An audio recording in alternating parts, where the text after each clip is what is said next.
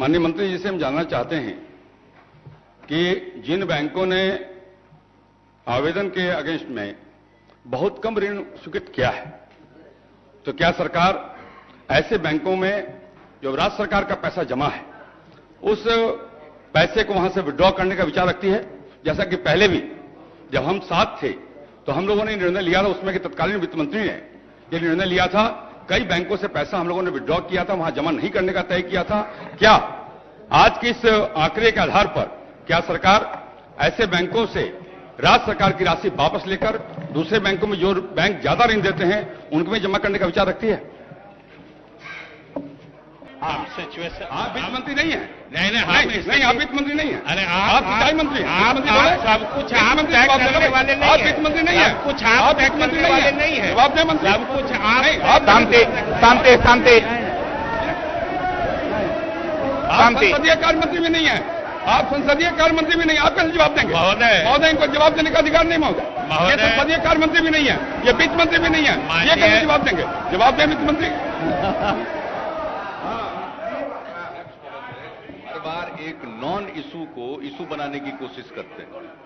ये जब साथ में थे, रोजगार का महोदय, बिहार के एक मिनट सब बात, बिहारियों के रोजगार का सवाल है। अरे भाई सब बात बताते हैं, ये सब बात बताते हैं। बीच में जो आप छेपक मारते रहते हैं तो उस छेपक का उत्तर भी देना जरूरी है। जब ये साथ थे और गृह विभाग मेरे जिम्मे है तो उसका उत्तर कौन देता था? आप जब साथ बैठे हुए थे?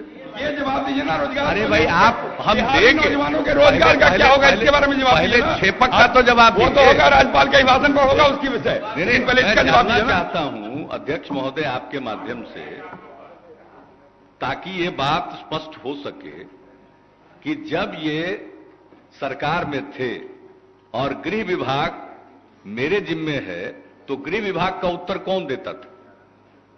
जब ये सरकार में थे तो सामान्य प्रशासन विभाग जो मेरे जिम्मे था और है उसका उत्तर कौन देता था? जब निगरानी विभाग मेरे जिम्मे था और है उसका उत्तर कौन देता था सदन में? मंत्रिमंडल सचिवालय विभाग मेरे जिम्मे था और मेरे जिम्मे है उसका उत्तर उन दिनों कौन देते थे?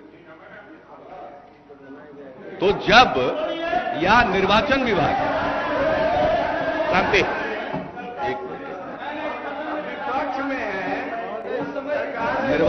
निर्वाचन विभाग मेरे जिम्मे था और है उससे संबंधित उत्तर कौन देते थे?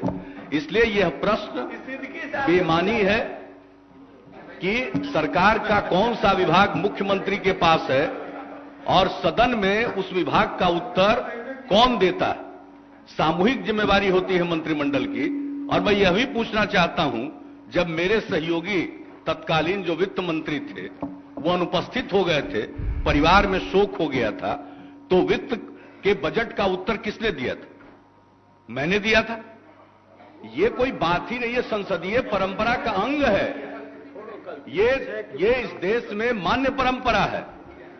एक विभाग का उत्तर दूसरे विभाग के मंत्री दे सकते हैं और इसके लिए बाजाप्ता पहले से सूचना दी जाती है और यह लिखित तौर पर सूचना विधानसभा और विधान परिषद सचिवालय को दी जाती है, दी गई है कि कौन किस विभाग के प्रश्नों का उत्तर देगा।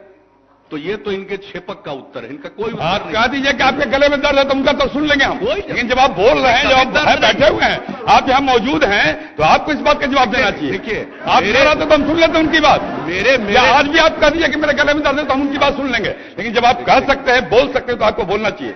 आपकी तरह मैं तो असत्य बोलता नहीं हूं। मेरे न गले में दर्द होता है, न सिर में दर्द होता है, न पेट में दर्द होता है। ये सब दर्द के शिकार आप लोग होते हैं, इसमें इधर कोई इस तरह का दर्द नहीं होता। लेकिन गुजरात वाले में दर्द होता होगा आपको। लेकिन अब आप इधर आइए। जो अब मूल प्रश्न का उत्तर वो उद्योग विभाग की मंत्री उसका उत्तर नहीं दे सकती थी, क्योंकि उनके पास सिर्फ प्रधानमंत्री रोजगार योजना के बारे में यह प्रश्न था। यह बात ठीक है, इसमें सदन में कोई दो भावना हो ही नहीं सकती है। बैंकों का जो व्यवहार है बिहार में वो आपत्तिजनक है। पिछले 8 वर्षों से प्रत्येक एसएलबीसी की मीटिंग में चाहे मैं उपस्थित रहा हूं या हमारे सहयोगी वित्त मंत्री उपस्थित रहे हैं, सबों ने हर समय पर इसके बारे में बात कही है। और इस बार भी जो स्टेट लेवल बैंकर्स कमेटी की मीटिंग हुई, उसमें भी इस बात को रखा गया। जो इस वित्तीय वर्ष के संबंध में हुआ, एक मीटिंग में वित्त मंत्री आए थे और वो राजगीर में हुआ था। उस समय आप लोग अलग नहीं हुए थे, तो उस समय भी हम ही गए हुए थे। उस समय हमारे वित्त मंत्री नहीं जा सके थे, तत्कालीन वित्त मंत्री। तो हमने इस प्रश्न को वहां रखा था। यही नहीं, पूरे बिहार में सीडी रेशियो का प्रश्न है, या विभिन्न क्षेत्रों में शिक्षा ऋण का हो, या औद्योगिक इकाइयों के लिए ऋण का हो, या खाद्य प्रसंस्करण की इकाइयों के लिए ऋण का प्रश्न हो, या किसानों के लिए ऋण का प्रश्न हो, समाज के हर तबके के लिए या रोजगार के लिए ऋण का प्रश्न हो। इन सभी प्रश्नों को मजबूती से उठाया जाता रहा। सीडी रेशियो में थोड़ा सुधार जरूर आया है, लेकिन यह सुधार बिल्कुल अपर्याप्त है। हमारा पैसा बैंक में जमा होता है और यह पैसा दूसरे राज्यों में जाता है। इसकी शिकायत और इसके लिए एक स्वर से पूरे बिहार के लोग करते हैं। इस पक्ष के हों, दूसरे पक्ष के हों, इसमें कोई दो राय नहीं हो सकती है। और हम लोगों ने यह भी निर्णय लिया कि जो हमारे यहां प्रायोरिटी सेक्टर में लेंडिंग नहीं करेंगे, पर्याप्त लेंडिंग नहीं करेंगे, तो वैसे बैंकों में सरकार का पैसा जमा नहीं होगा। और वो नीति आज भी कायम है। अभी हाल ही में 2 बैंक जिनके यहां पैसा जमा नहीं किया जाता था, उन्होंने अपने टारगेट को पूरा किया और बाद में दरख्वास्त दिया है कि अब हमने टारगेट को पूरा किया, हमारे पास फिर से राज्य सरकार कारोबार करे। वे गलत प्रश्न है। और आपने जो प्रश्न उठाया बिल्कुल माकूल प्रश्न है। इसको बिल्कुल उचित स्तर पर राज्य सरकार की तरफ से पुनः उठाया जाएगा। और मैं तो चाहूंगा कि यह प्रश्न जनहित से जुड़ा हुआ है। इस प्रश्न को प्रश्न एवं ध्यानाकर्षण समिति में लीजिए, उस पर गौर कीजिए और उसमें जब मीटिंग करिए तो बैंक के लोगों को भी बुला करके पूछताछ करिए। इसमें तो सदन को एकजुट होना चाहिए। तो मेरी तो सिफारिश होगी कि इस प्रश्न को प्रश्न एवं ध्यानाकर्षण समिति को सुपुर्द कीजिए, ताकि यह प्रश्न उत्तरित होकर आज समाप्त न हो जाए, बल्कि यह प्रश्न जिंदा रहे और इसकी समीक्षा विधानमंडल भी करता रहे और उसमें प्रगति आएगी। और जहां तक राज्य सरकार का प्रश्न है, राज्य सरकार इसके लिए मजबूती से लिखेगी। आपको मैंने 1 मिनट सुन लीजिए, बैठिए ना। माननीय मंत्री जी ने कहा कि हमारा काम केवल हमारे बिहार के अंदर बैंक काम कर रहा है, हमारे संसाधनों का उपयोग कर रहा है, हमारे यहां के लोगों से पैसा लेके जमा करता है, उसके हिसाब से प्रतिपूर्ति नहीं करता है। और आप कह रहे हैं कि हमने केवल लोन देना केवल ये पोस्ट ऑफिस है कि आप कार्रवाई करना है। कार्रवाई नहीं आप करने की स्थिति में तो भारत सरकार को आप लिखिएगा। भारत सरकार के बैठकों में माननीय मुख्यमंत्री जी जाते हैं, इस विषय पर उठाएंगे कि जो बिहार का संसाधन है, बिहार के लोग बैंक में पैसा जमा करता है, उस अनुपात में उसके रोजगार के सृजन के लिए पैसा नहीं मिल रहा है। और केंद्र सरकार की योजना केवल कागज के पन्ने पर देने के लिए केंद्र सरकार की योजना है। माननीय मुख्यमंत्री जी ने कहा कि हम बैंकों पर कार्रवाई कर रहे हैं और इन्होंने कहा सारे बैंकों पर किया गया। अभी भी आधे दर्जन बैंक ऐसे हैं महोदय जिन्होंने सीडी रेशियो का अनुपालन नहीं किया है। श्रीमती आधे दर्जन नहीं, सारे बैंक हैं ऐसे। ये किसने कहा कि आधे दर्जन बैंक ही सिर्फ है? बिहार का सीडी रेशियो अभी मात्र 40% पर आया है, महाअपर्याप्त है। किसी बैंक ने लक्ष्य को पूरा नहीं किया है। यह गलतफहमी नहीं होनी चाहिए। आधे दर्जन बैंक ऐसे हैं। बैठिए। अरे आधे दर्जन नहीं भाई, ऐसा कौन बैंक है जो सीडी रेशियो के मुताबिक काम कर रहा है? वैसे सीडी रेशियो बैंकवार लोग नहीं देखते हैं, पूरे राज्य के हिसाब से आंकड़ों पर चर्चा होती है, लेकिन ये कोई बैंक ऐसा नहीं है। आगे पॉइंट ऑर्डर आगे भी है महोदय, पॉइंट ऑर्डर। महोदय 1 मिनट सुन लीजिए ना। महोदय, मुख्यमंत्री जी के बयान देने से मेरे सवाल का औचित्य सिद्ध हो गया है। जो प्रभारी मंत्री हैं वो विषय की जानकारी नहीं रखते हैं, ना वो समीक्षा करते हैं, इसलिए उनके प्रश्न उनके द्वारा दिया गया जवाब कोई मायने नहीं रखता है। हम मुख्यमंत्री जी को धन्यवाद देते हैं कि कम से कम आप बोलने लगे हैं, आप अपने विभाग के प्रश्न का उत्तर आप ही दें। और जो आपने कहा है वो भी सिद्ध हो गया कि आप जो कह रहे थे कि प्रभारी मंत्री कर व्यवस्था, वो गलत व्यवस्था है। समुचित उत्तर नहीं मिलता सदन के अंदर।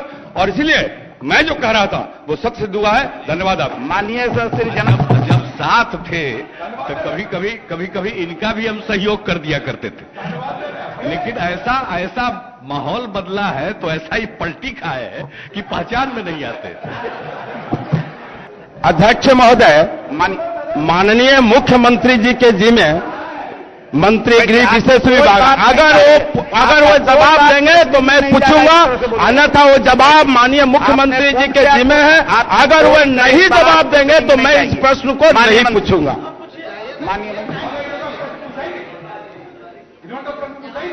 स्थगित हुआ, चलिए, नहीं पूछा तो ठीक। बिहार में जब कब्रिस्तानों की घेराबंदी की राज्य योजना स्वीकृत की गई, उस समय पूरे बिहार के कब्रिस्तानों की सूची बनी जिनकी घेराबंदी की जानी, और वो 8000 से कुछ ज्यादा है पूरे बिहार में, 8064 है। और ये योजना चल रही है, क्रमवार ढंग से राशि इसमें दी जाती है, और इसमें एक खास इसमें प्रावधान किया गया है कि जो अलॉटमेंट दिया जाता है, आवंटन दिया जाता है, उसके अलावे वो आवश्यकता के अनुसार काम कर सकते हैं और निधि का आवंटन मांग सकते हैं। और जो कब्रिस्तान चिन्हित किए गए हैं, इसके लिए डीएम और एसपी उनकी संयुक्त जवाबदेही थी, उसके आधार पर ये चिन्हित किए गए हैं।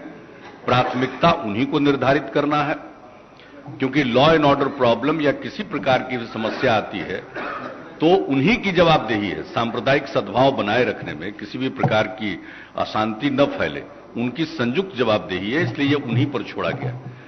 और ये काम आधा से अधिक कब्रिस्तानों की घेराबंदी की जा चुकी है और इस काम की समय समय पर समीक्षा होती है।